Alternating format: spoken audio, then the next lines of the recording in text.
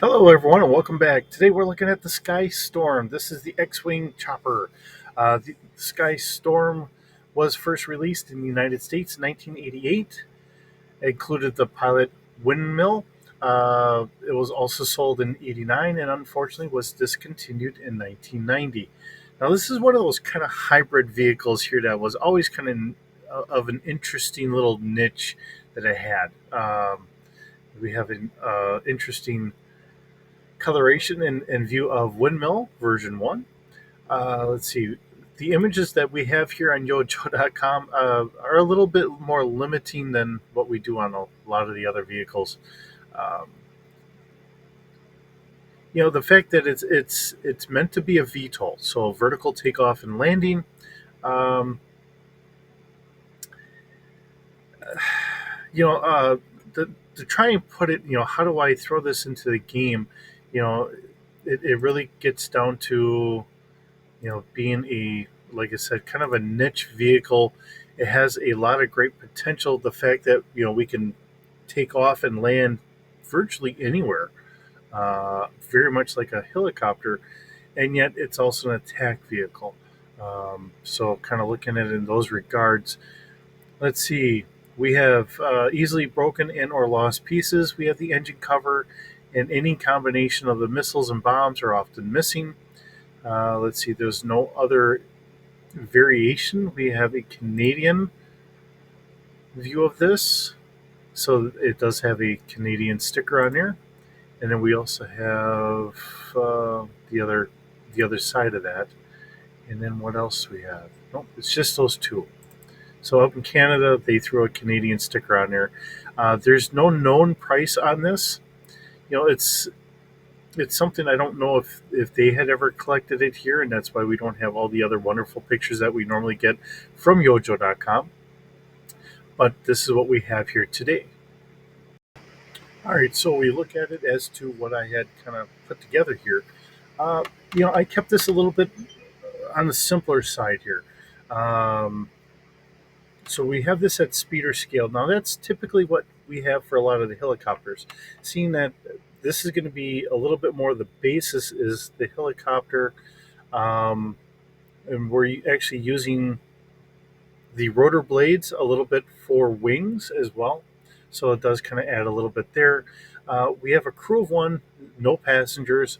Cargo capacity, I left it at the 45 kilograms, mainly because it's a lot of the holdover from um, like the Star Wars universe. Because I'm bringing this into our Star Wars universe, whether you just use the system here just as that system and you run GI Joe as GI Joe, or if you were to say, hey, let's use or add GI Joe into the Star Wars universe in one way or another, that's all up to you. But leaving the cargo capacity at the standard there. Of course, we do have full coverage. Um, we have a maneuverability of 3D, and I'm taking some of the basis of this. I was kind of thinking of from the Firebat. So, if there's anything similar here from the Firebat, that would be why. Um, the Firebat being a very small vehicle, this one, of course, I increased the size. We're still only going to have a crew of one. But the Firebat I put as a possible space vehicle.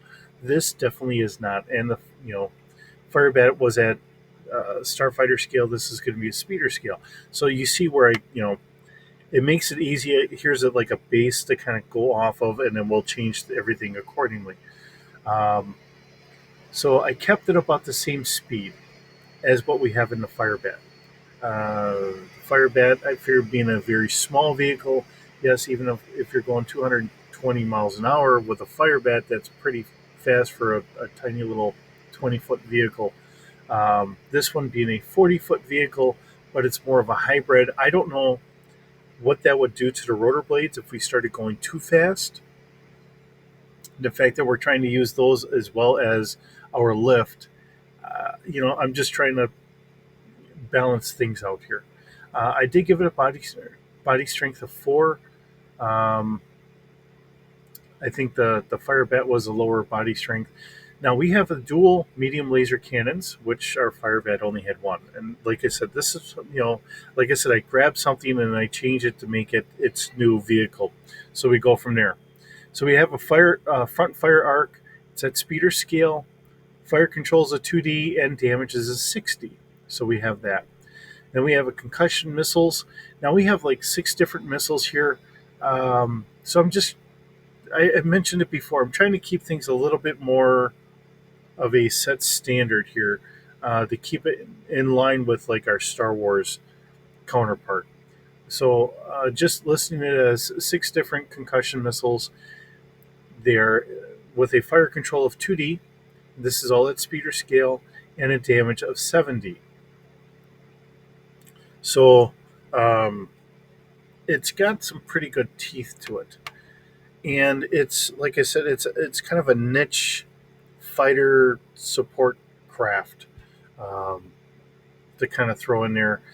Um, yeah, it's a little bit longer, being 40 feet because of the length and the tail and everything else. Maybe it shouldn't be that long. Maybe it should be a little bit shorter, but I'm trying to find a happy balance on everything. So that's kind of where I left it at. Uh, you know, but I think we have a good vision of what this vehicle is really meant to be. Um, Something that we can easily fly in, take off pretty much anywhere, be a support for anywhere.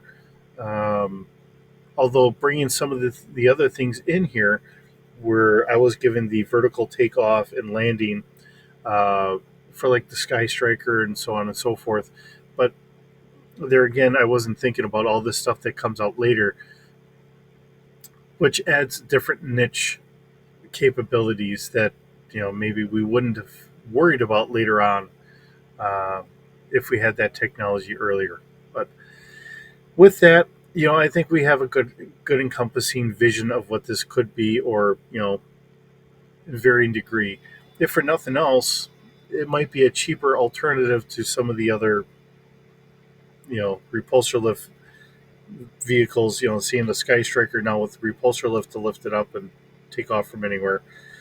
Um, Being a cheaper technology keeps the cost down.